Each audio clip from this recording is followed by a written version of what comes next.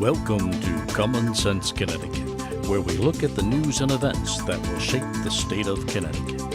Your host is Gary Byron.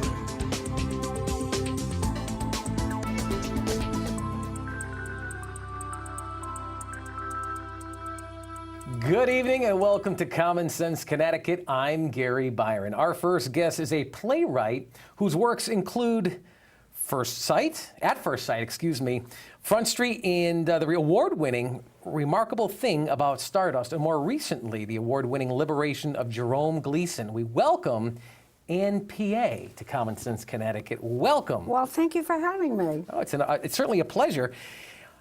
It's interesting because I say playwright, but yet acting was your first love. So That's right, tell me then what yeah. led to writing and subsequently all of your success in writing. Well, I've always been able to write, and I did it without thinking seriously about it.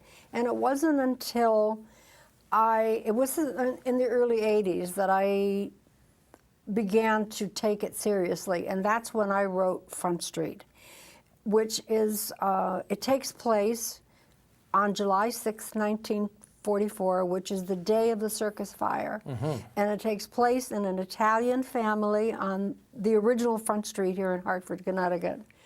And the play is not about the fire, it's about the family's reaction when they realize their little boy has gone to the circus that day. And it's sort of a compilation of people I knew growing up. Sure. And some of the stories are absolutely, they're taken from real life. There's a scene in there, which is a very serious scene, where the mother, Tonya, is telling her daughter who wants to get, she has a boyfriend, mm-hmm. Telling her about her experiences, about her wedding night. The stories in that scene, as I say, are serious. But when my mother was 80 and I had her contemporaries for a luncheon, I got them to talk about their wedding nights. Was one of the funniest things you ever heard in your life. No one had ever asked them, and I got to tell you, they spilled their guts. I've tried asking many people about their wedding nights too, and I just keep getting shunned. So, we're coming up on 70 years since the circus fire in Hartford.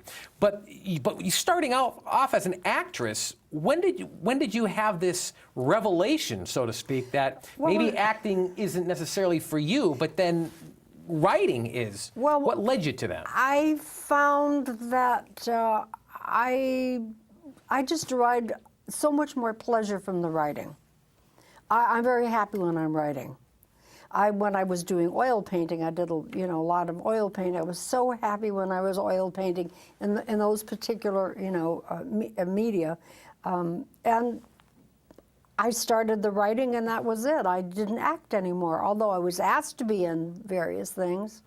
I decided, no, I'd rather stick with what I'm doing. It's more creative, you think? I just enjoy it more.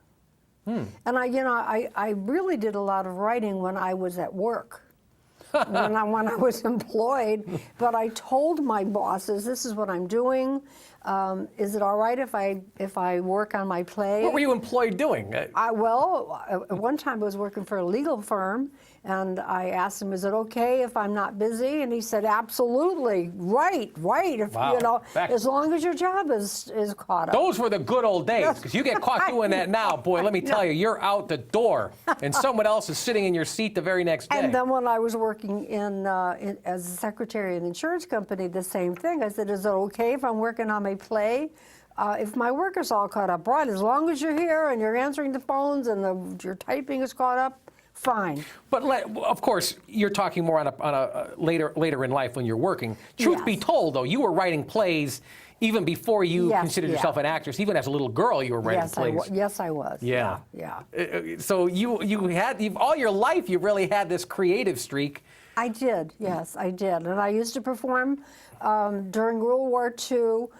For all of my friends on my girlfriend's front porch. That was my stage. Alice Brown's School Days, that was the name of the thing, and she was always involved with the Nazis and how she saved the United States. I don't remember. Well, the topic of the day. Of course, that's sure, you're it. talking the But, 40s. Yeah, that's right. But as far as the getting, I don't know whether or not I discussed with you the Randall School of Art, which was created, was established in Hartford on Ann Street, which is now the site of the Civic Center. Well, before we go to the Randall School of Art, what enabled you to go to? You wrote as a little girl, you wrote a play. Yeah, I wrote a play that starred none other than a chicken, and not a human being, but a chicken. And this play became the talk of the town. How old were you when you wrote this? I was 13 or 14. 13 or 14 years old, and it caught on, and it actually was performed in school, right? Yes, it was. It was performed in school, and it was the play was terrible. It was called A Bit of Interference. An Italian woman, Mrs. Luigi, and I played Mrs. Luigi, who is trying to get the two people together. She's trying to get them married, and she goes to visit her neighbor, and she brings a live chicken, which our relatives used to do regularly. And so you really have a live chicken on the set. We had a live chicken on the set, and that became the star. Everyone said, "Let's go see this play. It's got a chicken in it. It's got a live chicken." And we were asked to perform at various churches around. They're CYOs, and they're the clubs. And as I said before, we hit the big time when we were invited to do it at the high school, John Fitch High School. And none of us were in high school at that point. And our scout leader, this was with our scout troop, used to carry the chicken in a bushel basket. And the bushel basket had a lid on it with a little hole, and we would hear the chicken inside going, blah, blah, blah, blah, blah. Then there was one performance, we didn't hear the chicken. We took the lid off and found the chicken had jumped up and broken its neck. So we had to, there was a woman down the street who had chickens in her yard. The scout leader said, "Does anybody know where we can get a chicken?" So they sent someone down the street with $2 to buy a replacement, a stand-in. So there must have been some bruised egos when thinking that, hey, this person's going to be the star of the show, or even yourself, because you cast yourself in a role. No, we loved it. We loved having it didn't bother you that the chicken stole the show? Not at all. So the popularity of that, as silly maybe as the topic, as you were saying, was, yet it caused... it caught on, and yeah. When I finally got to high school, I'll never forget, my Latin teacher used to say, "Oh, Ann, I'll never forget the day the chicken died." Now, is that a title for you? The day the chicken died? After it crossed the road, of course. Because there was a whole audience there waiting for the play, and the scout leader came on and said, "I'm sorry to report there's been a death in the cast." Oh. And the audience just roared. I mean, they just roared. So they waited while we got the replacement. Now we bring in the Randall School. What caused you to enroll? I didn't enroll. I was enrolled. Yes, my scout leaders arranged for me to be interviewed by Ann Randall at the school, and it was decided I was going to be attending that school because of just, this little flair that I had. Yeah, and just let me interject something really quickly. The Randall School was in Hartford, and some of the graduates, some of the attendees of this school, we're talking Ernest Borgnine from Connecticut, of course, and some Ted Knight also attended this school. Who else? And Mike Kellen. That's very right. Well known, very well known. Just a little, because the school's no longer... no, it's gone. Yeah, it's been gone for a while, but it was a famous school in Hartford. But go ahead. I was such a novice. I remember the day clearly that Uta Hagen came to speak to the classes. I had no idea who she was. I did not know, who knew from Uta Hagen? I was this little girl from Wilson, Connecticut. And then later on, when I, became a little more sophisticated, I said, "Oh my goodness." And she was absolutely wonderful, and, everyone was so thrilled to have her there. But how did attending the Randall School, how did that influence your career? A great discipline. We had voice and speech classes. We did all kinds of improvisations and body coordination and all that. It was just a discipline that I've never forgotten, and I still have a list and I have it in my jewelry box at home, of all the emotions you could think of. There must be 75 different emotions. We had to list them. Whoa. We had a wonderful, wonderful acting coach. His name was Karl-Heinz Rolf, and he had a very thick German accent, and he taught the Stanislavski method. It was great. It was great training, great training. What did you do with your career upon graduation? Well, I'm sure it was wide open canvas here for you. Well, I mean, I was always involved in a little theater, and then when I was, I was just married, I worked out at the Oval in the Grove in Farmington, and then after we were married, we were transferred to Los Angeles, which was a dream of mine because I always wanted to get out there. Didn't know how I was going to do it, but my husband's job took me out there, took the family out there, and I was very fortunate to be accepted into one of it was the only equity theater in the San Fernando Valley at the time. And it was a wonderful experience. It was a great experience. So here you are in LA as a script writer. I didn't write scripts then. I wasn't doing the writing then. I was strictly acting. You're in the right place. And you were there because your husband had a job. Yes, there. right. So you're acting there. Right, and it was. What kind of projects were you involved with? You know, in all of their plays, whatever play that came along that I could that I was right for. What year are we talking about here? We were there from 1958 to 1968. Okay. And while I was there, this very nice-looking man came to scout out the theater, and I said, "Oh, who is he?" And they said, "That's Bob Crane. You know Bob Crane sure. from Hogan's Heroes, yeah. Yes." And he came to see the theater, and he was going to do a play there. Well, he's also from Connecticut as well. Yes, he is. Yeah. Yeah. And he's also from Bridgeport.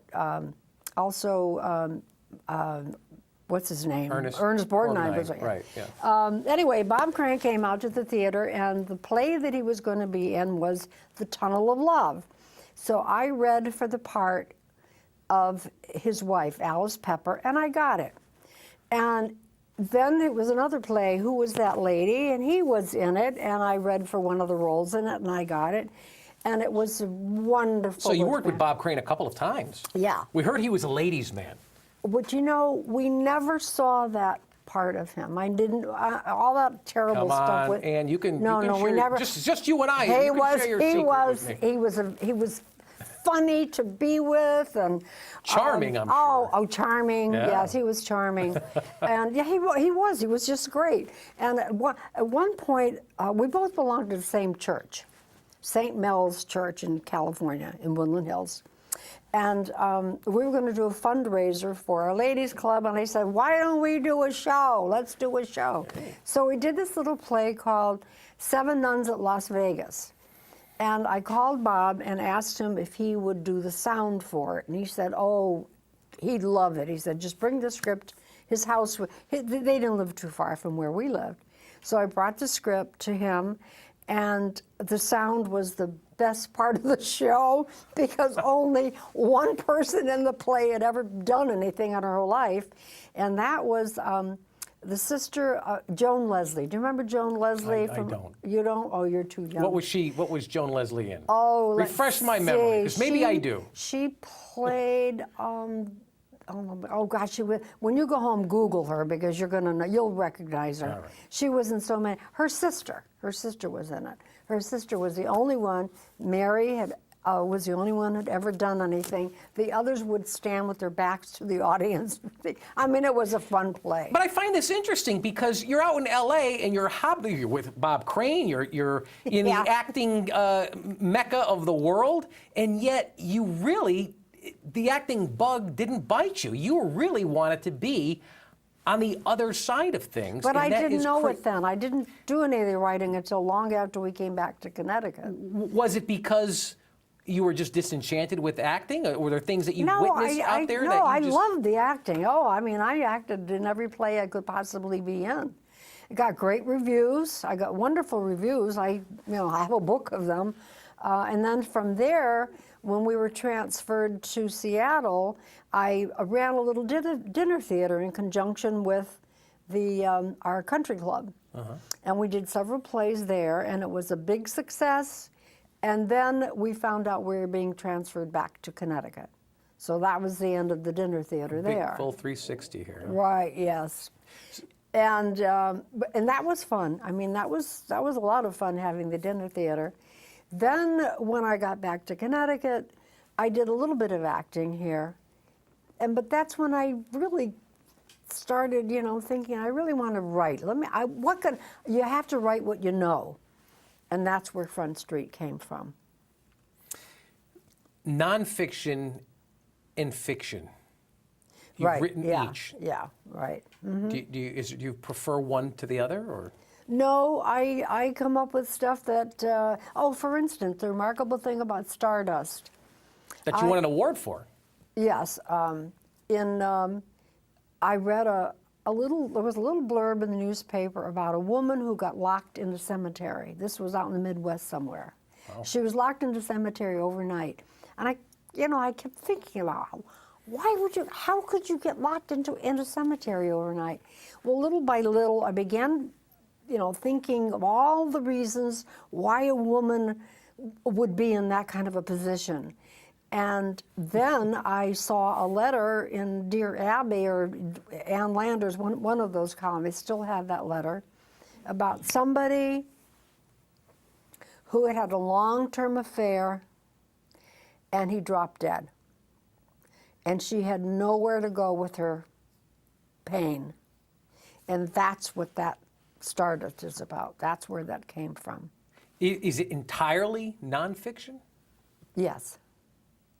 And I just said, that's why she was locked in that cemetery.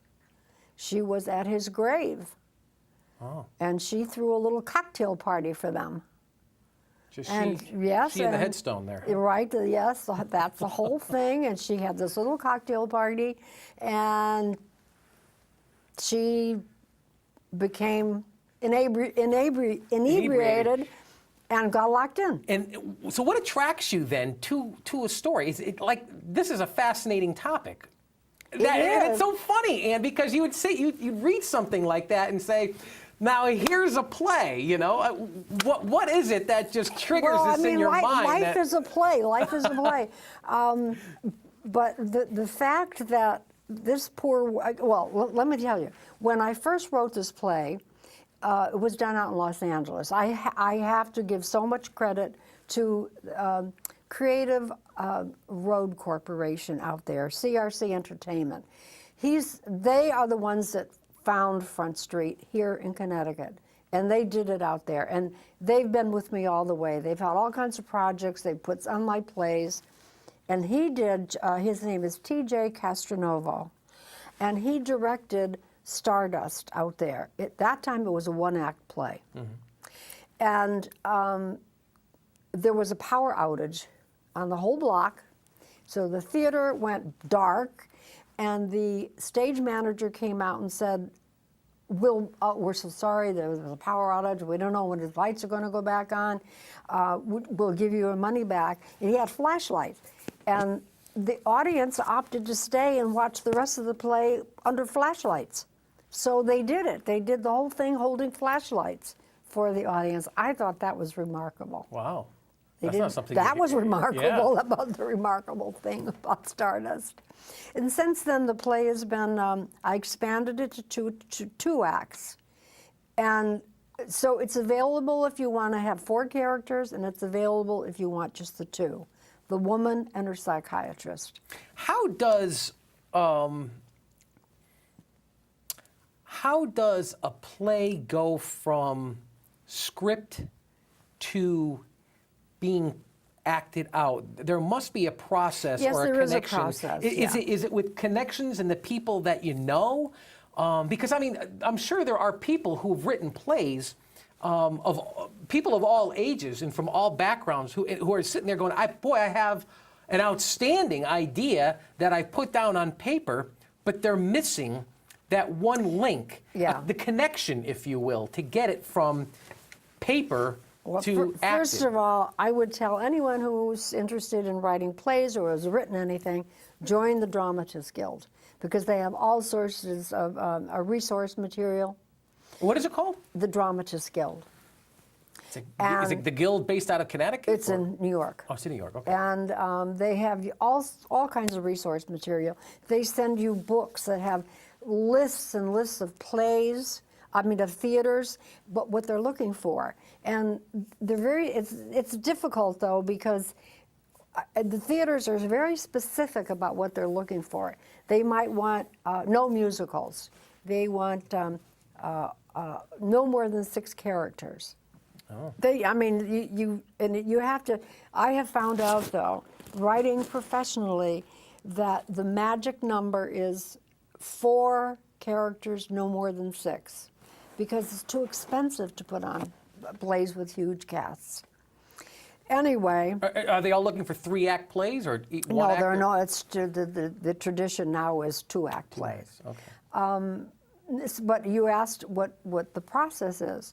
If you have a play, and if you can get a reading of it, get a bunch of actors together, and get someone who can help you assess it, get a reading of it, and you can find out, oh my goodness, it's just too long, or that speech is terrible, I got to cut this out, cut that out. And then find somebody through the Dramatists Guild, a theater that might be interested in looking at an original script, who will do your play. And in order to get published, you've got to have a lot of good reviews. And when we did Wild Mushrooms, it was done off Broadway at the ArcLight Theater in New York, and it was wonderful. We got a wonderful response. We got a letter from, do you know Kreskin, the mentalist? Yeah. Well, we didn't even know he was there, but he sent us a letter and said, I just had I'm paraphrasing, I just had the most outstanding evening in theater that I've had a long time. He said, even as a mentalist, I never knew how it was going to end. Oh, and he said, go. please feel free to use this letter any way you choose. And I did. I used it as one of our reviews, and it helped get the play published. But I had a lot, other good reviews. Front Street got tons of wonderful reviews. Well, because it was based on a true story, right? In an actual event that happened or that occurred here in Connecticut, more specifically in Hartford. Right. So people from that generation can relate to, that story, having lived through that story. But coming up with a piece of a fiction.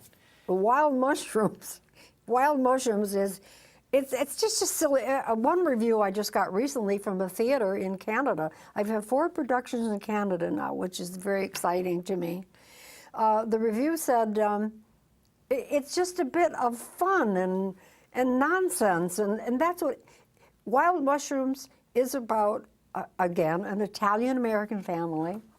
And Benny has 2 beautiful daughters. One is a very ditzy daughter who's involved with someone who's in the mafia. And her father wants to have a restaurant. He's a wonderful cook. And unbeknownst to him, she invites the mafia for Sunday dinner. Well, the aunt, who is a psychic, she's a true psychic. Like the phone, she'll say, someone get the phone. And then the phone rings. She knows the phone's going to ring. Tell me the lottery number. That's a whole other story. Anyway, she serves wild mushrooms. She goes out and picks mushrooms for their hors d'oeuvre, and she serves them hallucinogenic mushrooms. Oh. And so the only 2 of the mafia characters are on stage. They come in, one of them is really tough and, surly, mafioso type. But after he has the mushrooms, this really wuss shows up and he's crying, and it got great reviews and it got a great response. So I was very happy about that. Now you're saying it was performed up in Canada, right? Yes, yeah. Mm-hmm. So then you're going to have to pardon my lack of your ignorance. I'm wondering how it gets even heard of. Because it's published. Front Street, Wild Mushrooms, and At First Sight are all published now by Samuel French. Okay. Okay, and they have a catalog, and they can go online and look up all these plays. That must be the most difficult aspect, is That to get is so your hard, and I'm published. really grateful to local theaters around here who have done my plays, so I have gotten reviews. You know, you're telling me about the wild mushrooms, and I'm kind of laughing in my seat over here, and I haven't even seen it. You're doing such an exquisite job verbalizing the premise of this. But in all actuality, these are ideas that have to come to you at some point in time. Tell me about your thought process and your creativity, and where do you come up with these unique ideas? I'm always thinking. You just have to get a little seed of an idea. Now, At First Sight is about a woman who is widowed. She's in her 50s. She's still a very attractive woman and everything, and she has 2 adult children who are very successful. One is a writer. This takes place in Hollywood. He's a screenwriter, and the daughter's a teacher. And anyway, she has got to tell them that she's pregnant. Oh. And that's where the At First Sight comes from. It has a very happy ending. It's not a sleazy play, but it's a funny comedy about a woman who finds love. Is one there's comedies, there's dramas, there's fiction, there's nonfiction. Is there one that's more difficult to write, or more No. a lot easier to write, or how do you decide on what's going? You know, once I get the idea, and if I'm really enthused about it, I can knock it out in no time at all. Some people say, "Oh, it took me 3 years." 3 years to write a play. Sing Virgie Sing is another play that I wrote. That I wrote it in a week. What's the length of the average play? 2 hours. Okay. But, you know, and that's a lot of pages. Yeah, yeah. And you're banging that out, huh? But if I'm enthused about something, I can't. I just wrote one also, which I'm working on editing. It's called See Alice Run, and it's. That's what you're working on right now? Yeah, and I'm working on some other things that I'm editing. But the one that's out right now is called The Liberation of Jerome Gleason. And in fact, it's garnered you some awards. Tell me about what it's about. That takes place between Dublin and Limerick in the early 1900s in the Depression. It's a drama, but it's got a lot of funny moments in it. A couple of nuns, huh? Yeah, there are a couple of nuns, yes. And Jerome Gleason is a poet, and he's a dreamer, and he's married to a very, very harsh woman. Her name is Sybil, and she's really almost a one-dimensional character. And, you know, when you start to read the play, and one of my actors' friends said, "I don't like Sybil. I don't like her." And I said, "Well, you're not supposed to like her, but you understand her by the end of the play. You understand the way she is, and, you know, you can forgive her a little bit."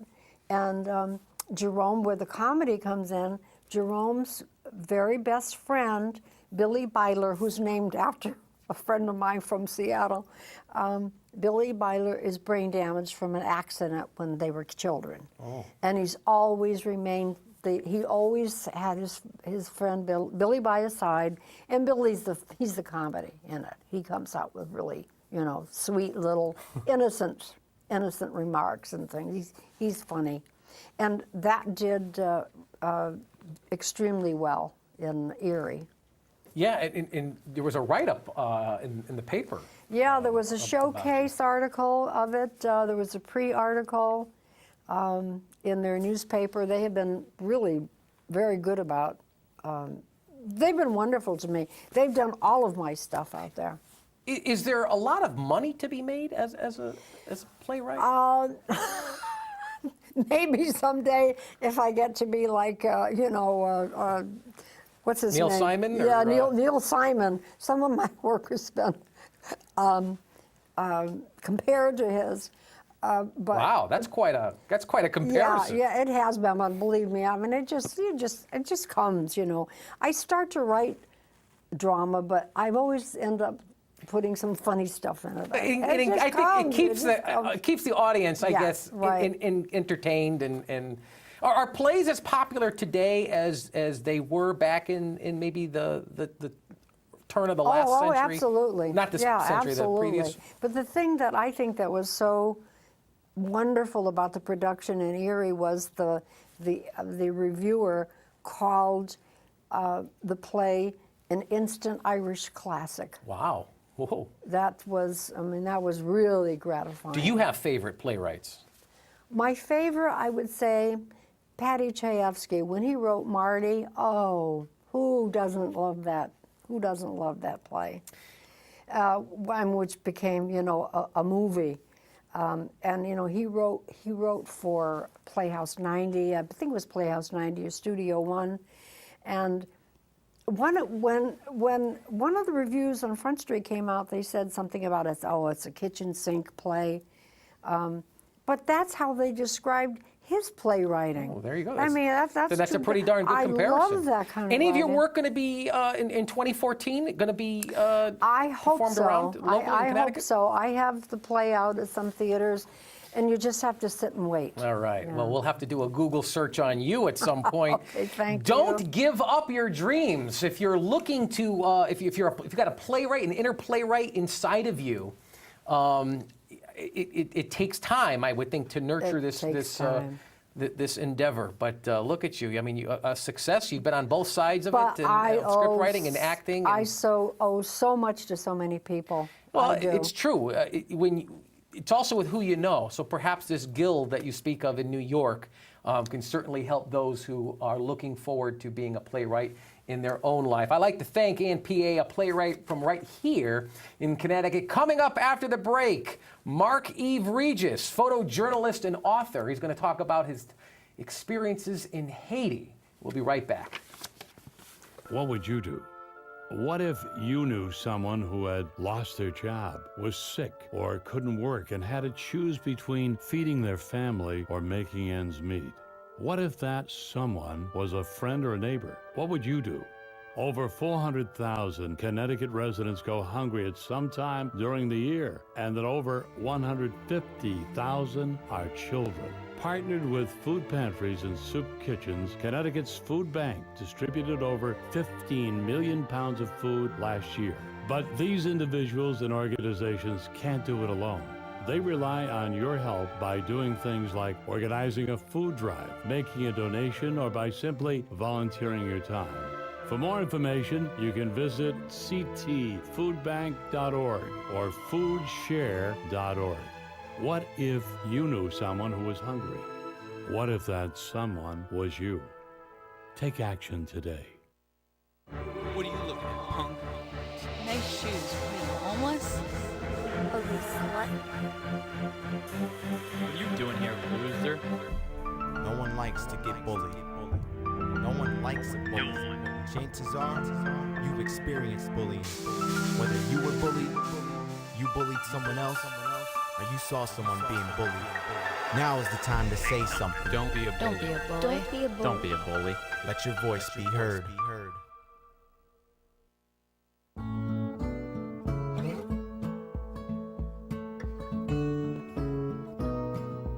One in every 110 children is diagnosed with autism.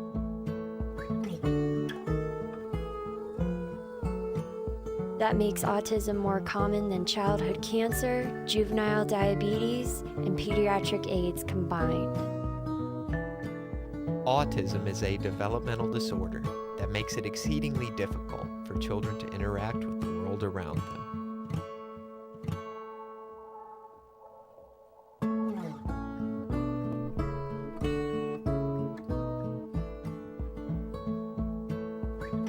Given to Autism Speaks funds research into its causes, prevention, treatments, and with your help, a cure for autism.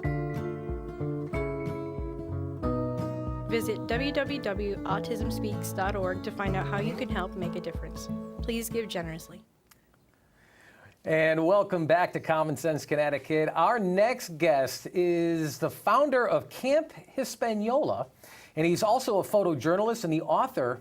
His latest book is called Headstrong Children, Carrying Haiti's Economic burdens. In fact, I have a copy of it right here with me. We'll welcome Marc-Yves Regis to Common Sense Connecticut.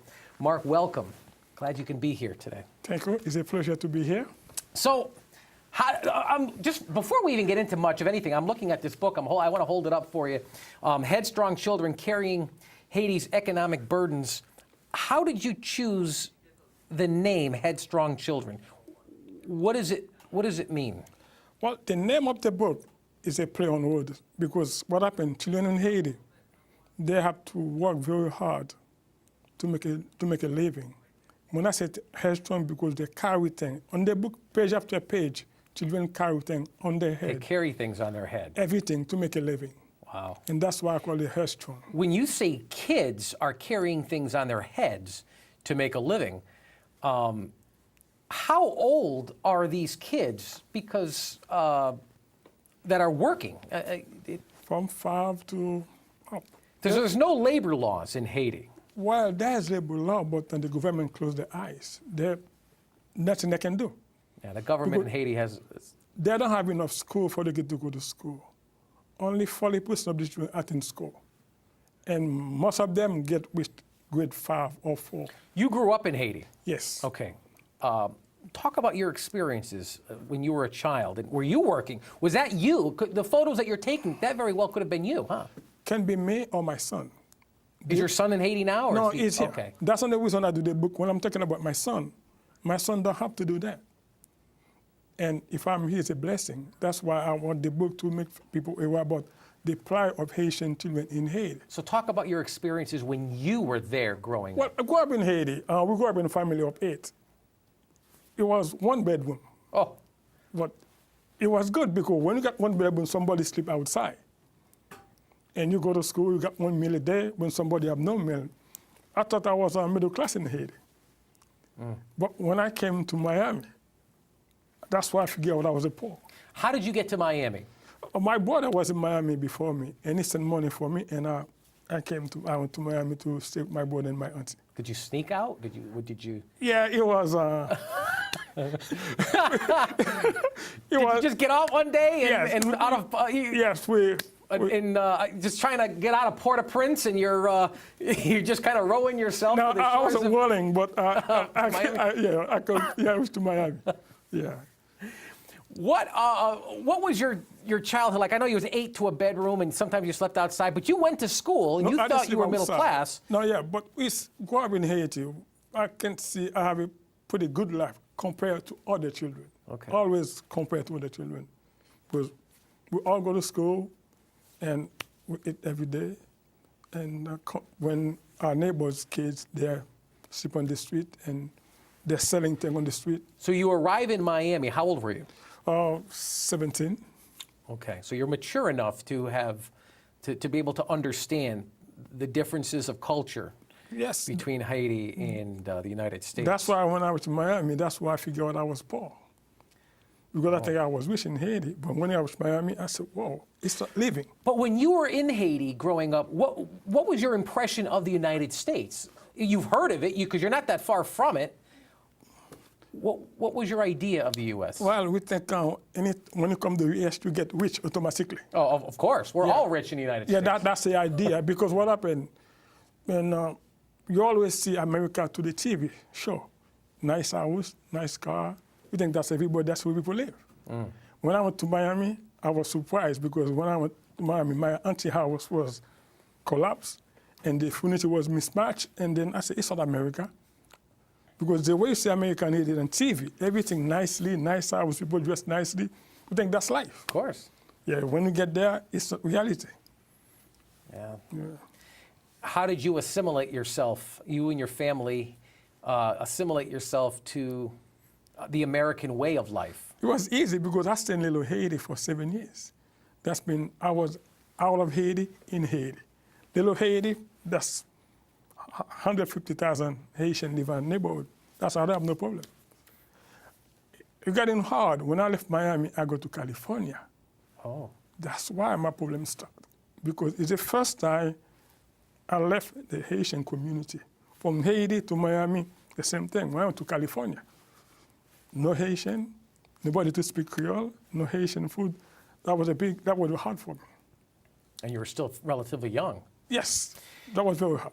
Your work as a photojournalist has graced the pages of the Miami Herald. What camera am I on here?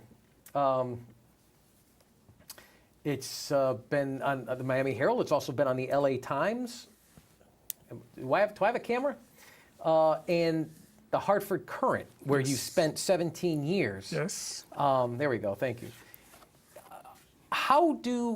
What got you into photography? And not only what got you into photography, but how did you get published in such notorious news publications like the Miami Herald, the LA Times, and the Hartford Current? Well, I started with high school, and then after I go to Community College, Miami-Dade, and while working for Miami-Dade Community College, the newspaper, and it was a course from not too far from Miami Herald. Were you into photography in Haiti? Did you have a camera there? No, not Haiti. The reason I started, and for Christmas, my friend gave me a 110 camera as a gift when I was in Miami. And then I went from party to party, and I sell pictures for $1. And after a year, I was enough money to buy my first 35mm camera. That's how I started photography. Really? Yeah. And that work, were you interning when you were a student at Miami-Dade Community College? Were you interning at the Miami Herald? No, after I finished, I entered Miami Herald for a year. Then after that, I worked for them for a year. And then I applied as a program for lenses. I applied for the program for lenses time. Then after that, in 1991, I came to the Current. Wow. Yeah. And what led to your books? Because you've got a number of books here. That's 5. You've got 5? Yes. The first one is called Poetry, Haiti to My Eyes. All your books are about Haiti? Yes. Every book about Haiti. Because I know Haiti better. And besides, I really want to talk about Haiti and especially children, because my focus is try to help the children get a better life. Because children in Haiti, they have tough life. What is it that Americans must understand and must learn about Haiti? For some people, and I hate to say this, but for a lot of people, their only exposure to Haiti is when there's a hurricane. Can I get a camera? When there is a, there we go, thank you. Their only exposure to Haiti is when there is a hurricane that blasts and devastates the country, and you have actors and public figures like Sean Penn who go down there in a heat of some controversy. You know, that's, for some people, that's the only exposure, that's the only knowledge that we have of Haiti. So you're bringing to light the plight, if you will, of the average family in what truly is the lifestyle of that. Am I right? Yes. Yeah, because if you go to Haiti on the street, when you see children walking or begging, they didn't go to school because they don't have enough school for them. This is sad because children are the future of the country. Well, yeah, and that was the next thing I was going to bring up. So you went to school, but the generation today, they're not, the children today are not going to school. Yeah. Even though there are schools, but they have to work. Well, they don't have enough public school. The public school cannot take too much kids because part of us about 2.5 million people. The school cannot take no more than 200 or 300 people. And sometimes the parents have to pay to send the kid to school. They don't have the money. The kid cannot go to school. So these children eventually are going to grow up to become adults. And what's concerning is that, let's fast forward a number of years, Mark, and that generation will one day be running Haiti, but they're not educated enough. Believe it or not, they will, because, yeah. So what do we do then to guarantee a brighter future for Haiti and that generation? Well, my idea, the government should spend a lot of money building school for the children. Because if you're not educated, you cannot go anywhere. The Haiti, they have job in Haiti. They have factory job, but Bill Gates will never bring factory in Haiti or iPhone because we're not prepared for that. So you have the president, Martelly? Jean-Michel Martelly. Martelly, he's not qualified. Well, because to me it's not, because the guy spent all his time singing, dancing, and now he's in charge of the country. So he got elected president because he's a well-known public figure in acting and performing. Yes. So they just voted him. That's right. In Haiti, if you're popular, you can be president easily. So he's really not helping his own country. Well, he maybe don't know how. Because you all spend all your time dancing, play music, now you have a country in your hand. You maybe don't know what to do with it. That's what happened to him. What about the government around him, his cabinet, so to speak? Well, are they? Basically, you hire people you know. Oh, yeah. And that's the way it is. You hire his friend. The awareness that your books are bringing, are people, what's the feedback that you're receiving from your books? Well, everybody likes the books, and sometimes people want to Haiti try to help. But to me, only the Haitian government can really help. If I go to Haiti, I maybe have 100 people, 200 people. The government has we have 10 million people. Only the Haitian government has the power to help the country. I can do some little thing, but not really help. Yeah. Talk about your professional background. I mean, working for these newspapers that you have for so many years, that must have given some exposure to the plight of these children working in Haiti. How has that benefited? It's helped because that's what I'm trying to do. That's why by working for newspaper, you have a platform, you know people. And that's why when I wrote the book, and I'm trying to not help me or my son or the people, because I always think, can be me and that or my son in Haiti, because I'm from Haiti. Yeah. If I'm here, it's just a blessing. Okay. Then we're going to take a look at some pictures. Why don't you tell me what we're looking at here? Well, that's me. There we go. This is a boy is selling things over the head. Sometimes they walk from 5 to 10 miles selling things. So obviously they're not in school. They're no, they're not in school. That's That's still a girl. When I met her, she was 7 or 8. So their future's already been written. Yes, because what happened, like mother to daughter, the mother trained them that if you have a business, they pass it to their kids. That's what they're doing. What are we looking at here? Yeah, the water. Because water in Haiti is very hard. We have 10 million people in Haiti. More than 9 million people, every drop of water they use, they have to go get it somewhere. Oh. There's a problem in Haiti. If you can walk. This child can't be any more than 2. 3. If you can walk, you can carry water. There's a problem in Haiti. There's no future. No, water all over. Because you have to carry water. You took these photos? Yes, I did. How often do you go back to Haiti? Well, it took me 5 years to work on the book. I got 13 trips. I go twice a year to Haiti. Because I have a summer camp in Haiti and I have a Christmas party in Haiti for the kids. I go twice a year into Haiti. This is some meat. Yeah, meat. Yes. Yeah, this is meat. I look at these photos and it's just. This is water. When you think about children not soup, I try to carry 5 gallons of water. I cannot. Not because I'm weak. Sure, that's heavy. Yeah. And they balance it on their heads. No problem. They actually balance their life. Look at the bicycle, carry things on the bicycle. Wow. It's an amazing thing they can do. But it's not a good thing because kids are not supposed to work that hard. Kids are supposed to enjoy life, play, have fun, go to school.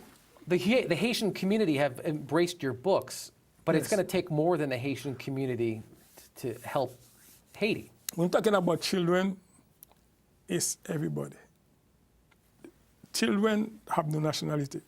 The children in Haiti, when they grow up, they can do something.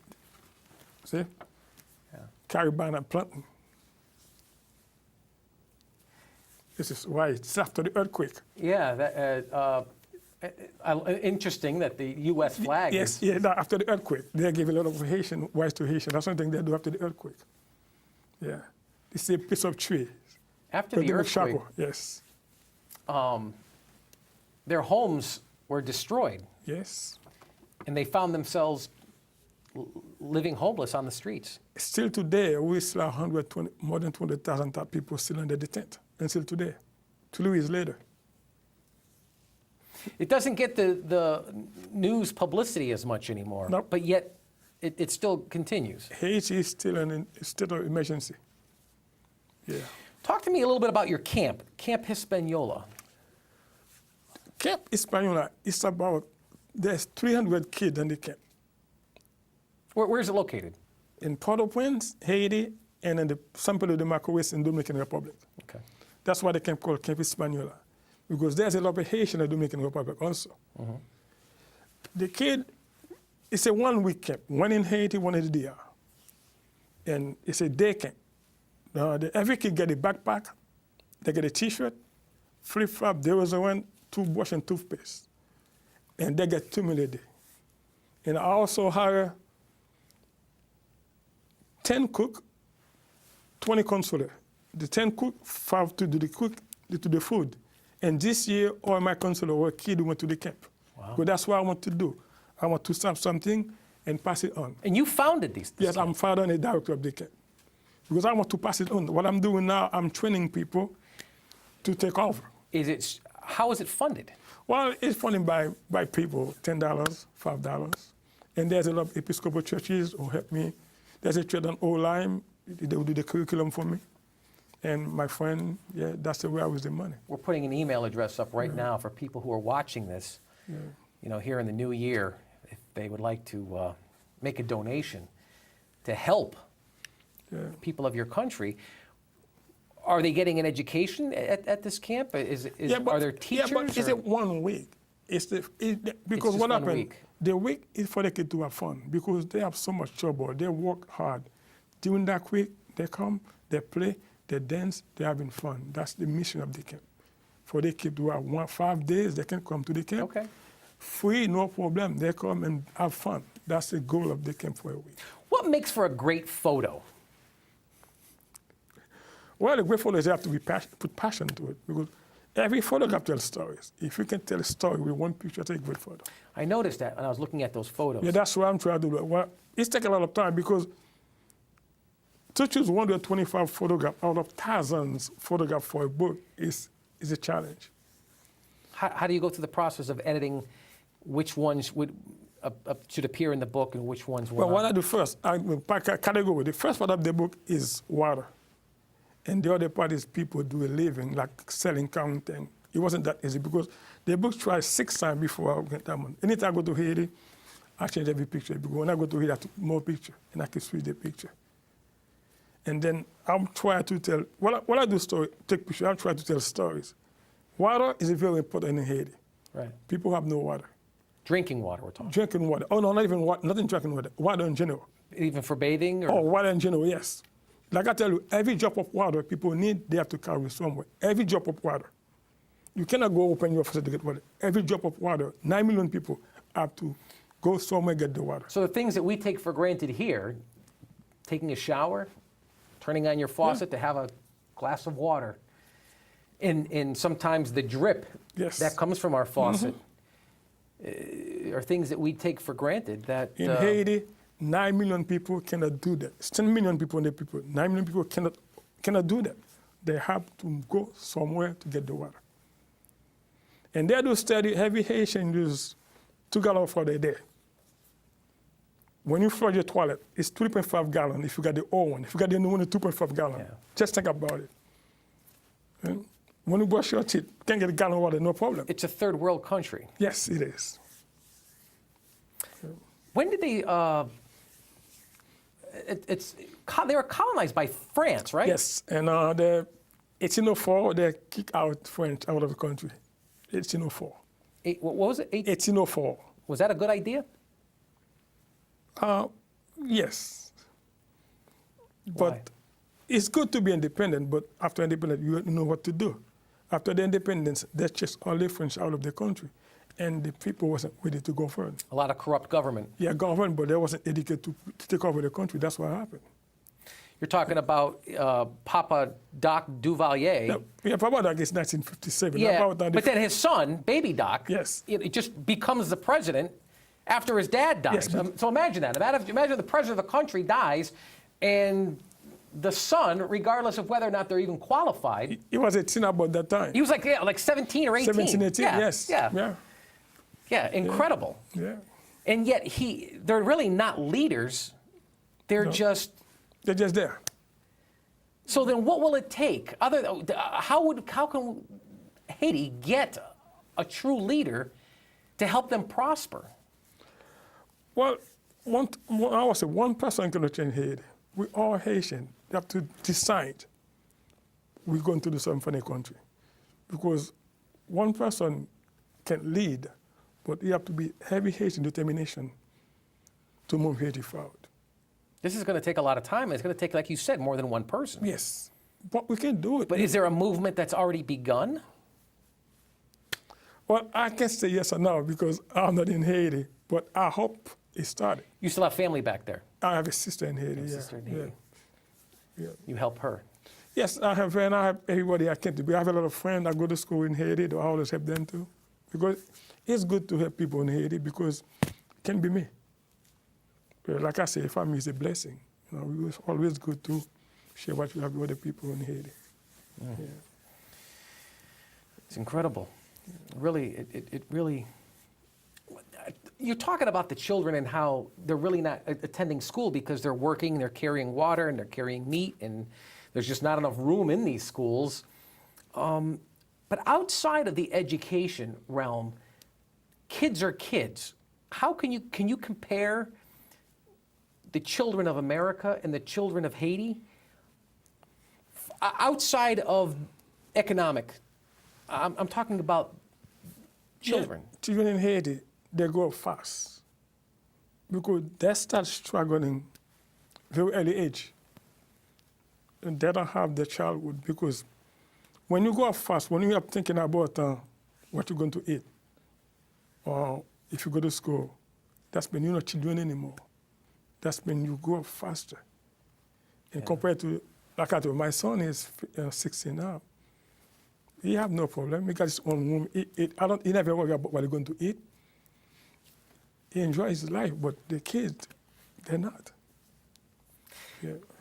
But not everybody who escapes from Haiti and comes to the U.S. or another country is motivated as you are to help their country. One thing, when I came here, you can learn because when I was growing up, every time you see help, there's always other people come, and I never like it. And when I came here, I said, well, if I don't like it, I have to try to do something. That's why I try to do the camp because I say, I need, as a Haitian, American citizen, but my roots from Haiti, I have to try to help my people. You have another book here. It's Haiti After the Shock. It's poetry and stories. I only have about a minute left here. Yeah. Where can people purchase your books? And the other question I have is, do the proceeds to these books help your foundation? Yes. Yes, because you can get it at Amazon.com. This is a book. Where? Amazon.com. Amazon.com. Or Barnes Nobles. If you could, there's so many layers that need to be accomplished in Haiti. It's so many layers deep. What would be the first step in the right direction? First thing is feed the people. People always say education, but if you're hungry, you cannot learn. The first thing is try to grow food to feed the people. Then after that is education. Because if you're hungry, you cannot learn. Okay. People say education first is now, to me now, is feed the people. If you can feed the people, then you can educate them. Yeah. Because you to produce rice in Haiti, now it's a very sad. Now we buy the rice from Miami or China. Yeah. You cannot produce anything anymore. The bottom line is that the children of Haiti still need your help. You can go to the website camphispaniola.org, and you can also purchase these books by Marc-Yves Regis, Haiti, The Aftershock, which is a book of poetry. And more recently, his recent work is Headstrong Children Carrying Haiti's Economic Burdens. I'd like to thank Marc-Yves Regis, photojournalist and author of those books. I'd also Like to thank our guest earlier, Ann P.A., a playwright from right here. In the meantime, until next month, everybody, Happy New Year. I'm Gary Byron. As always, thank you so much for watching Common Sense Connecticut. Good night.